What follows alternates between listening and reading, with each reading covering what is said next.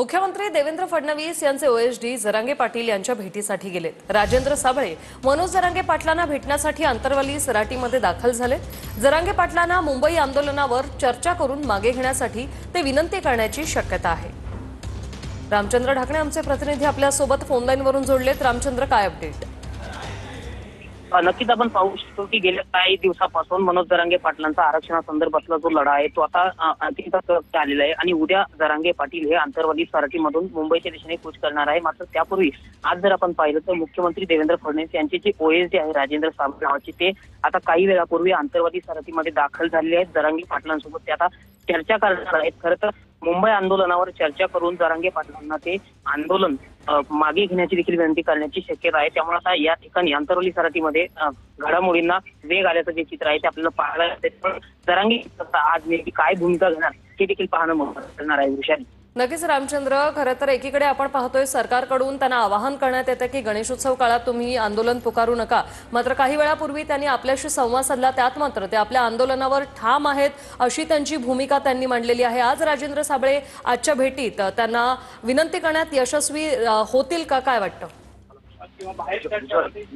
नक्कीच आपण पाहतोय की अंतरवली सराटीमध्ये राजेंद्र साबळे ज्यावेळेस पोहोचले आहे त्यावेळेस त्यांनी काही बंद दाराआड चर्चा देखील केली आहेत। मात्र आता ते बाहेर आल्यानंतर माध्यमांशी देखील संवाद साधण्याची शक्यता आहे। परंतु जरांगे पाटील हे मुंबईला जाण्यावरती ठाम आहे। आम्ही गणेशोत्सवांना कोणताही त्रास होऊ देणार नाही गणेश भक्तांना, अशी त्यांनी भूमिका मांडलेली। त्यामुळे जरांगे पाटील हे नेमके आता काय भूमिका घेतात ही देखील पाहणं महत्त्वाचं ठरणार आहे। नक्कीच रामचंद्र, असेच आपल्यासोबत जोडलेले रहा। सध्याची महत्त्वाची अपडेट आहे, मुख्यमंत्र्यांचे ओएसडी हे जरांगे पाटलांच्या भेटीसाठी सध्या पोहोचलेले आहेत।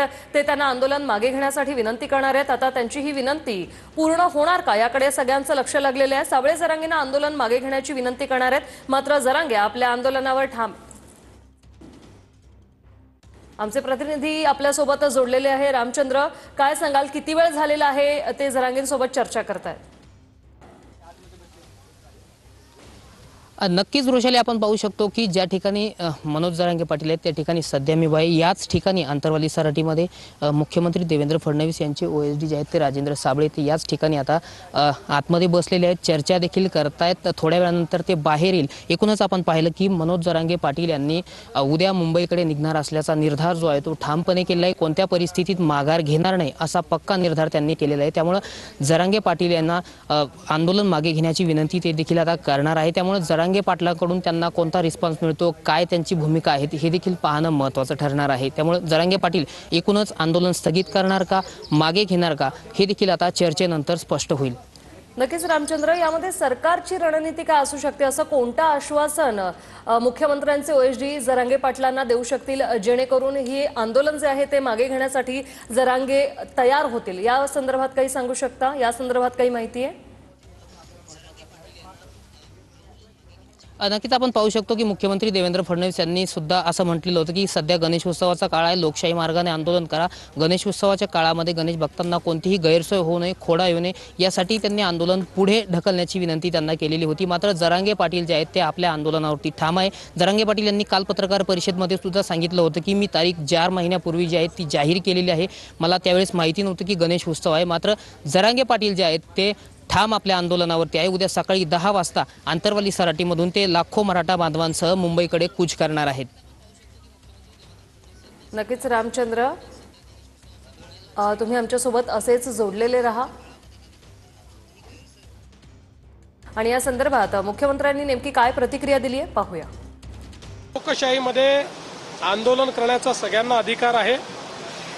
त्यामुळे लोकशाही पद्धतीने कोणी आंदोलन करणार असेल तर सरकार कोणाला रोखणार नाही। मात्र त्याचवेळी हिंदूंचा सगळ्यात मोठा सण हा गणेशोत्सव आहे। त्यामुळे अशा प्रकारचा हा जो सण आहे या सणात कुठलं विघ्न येऊ नये अशा प्रकारची आमची अपेक्षा आहे। आणि मला विश्वास आहे की या ठिकाणी आंदोलकही हिंदूंच्या या महत्त्वाच्या सणामध्ये म्हणजे गणेशोत्सवामध्ये कुठलाही खोडा घालणार नाहीत। कारण आपण सगळे मागण्या वेगवेगळ्या असतील पण छत्रपती शिवरायांचे मावळे आहोत आणि छत्रपती शिवरायांनी त्यांच्या राज्यामध्ये हिंदूंचे सण हे साजरे करण्याकरता कोणतेही विघ्न कधी येऊ दिले नाही. किंबहुना अनेक ठिकाणी जिथे विघ्न आलीत किंवा परकीय आक्रमकांनी आणलीत त्या ठिकाणी त्यांचा निपात करण्याचं काम हे त्यांनी केलेलं आहे. मनोजदादाची सदिच्छा भेट घेण्यासाठी आलेलो आहे आणि त्यांच्या आंदोलनाचा मार्ग कसा आहे तो जाणून घेण्यासाठी आलोय मी त्याची. काय चर्चा काय झाली? काय विनंती केली का?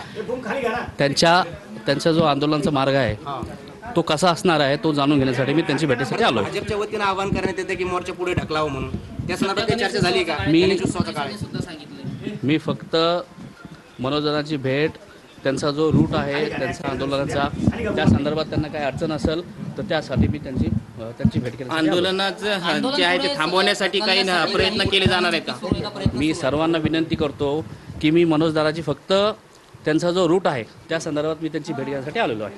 पण आपण जर पाहिलं काल एक धन्यवाद. व्हिडिओ व्हायरल झाला होता आणि त्यानंतर तुम्ही OSD म्हणून इथं पोहोचलात. काय बोलणं काय झालं ते याआधी सांगा. याआधी त्यांची माझी फोनवर चर्चा झालेली आहे आणि त्यांचा जो रूटचा येण्यासाठी जो त्यांचा आंदोलनाचा मार्ग आहे तो मार्ग कसा असणार आहे तो जाणून घेण्यासाठी मी आलो. मुख्यमंत्र्यांचा निरोप आहे का? जेणेकरून त्यांना आंदोलनाच्या ठिकाणी येण्यासाठी त्यांना काही अडचण होऊ नये त्यासाठी मी त्यांची भेट घेण्यासाठी आलेलो आहे. आंदोलन पुढे ढकलण्यावरती काही चर्चा होण्याची शक्यता आहे असं होतं का? मी फक्त त्यांचा मार्ग कसा असणार तो जाणून घेण्यासाठी मी त्यांच्या भेटीसाठी आलेलो आहे. मुख्यमंत्री काय निरोप देणार? विनंती मी हीच केली आहे की गणपती आहे, गणपतीच्या अनुषंगाने आपण जर पुढं आंदोलन ढकलू शकतात तर ही त्यांना मी विनंती केलेली आहे. पण मी ही त्यांना विनंती केली की येताना त्यांना काय येणाऱ्या मराठा बांधवांना अडचण होऊ नये त्यासाठी मी त्यांच्या भेटीसाठी आलोय. काय वाटतं तुम्हाला आंदोलन धन्यवाद. आंदोलन पुढे ढकलतील का ते? पर्यायी जो रस्ता आहे त्या संदर्भात दादांनी आपल्यालाही सांगितलंय आणि मलाही तरी सांगितलंय त्या संदर्भात उपाययोजना सुरू आहे. म्हणजे सरकारकडून कोणताही निरोप नाही असं म्हणायचं तुम्हाला? सर काय सांगा? आपण जर बघितलं तर हे आपण पाहू शकतो की हे होते राजेंद्र साबळे आंतरवाली सराटीमध्ये ते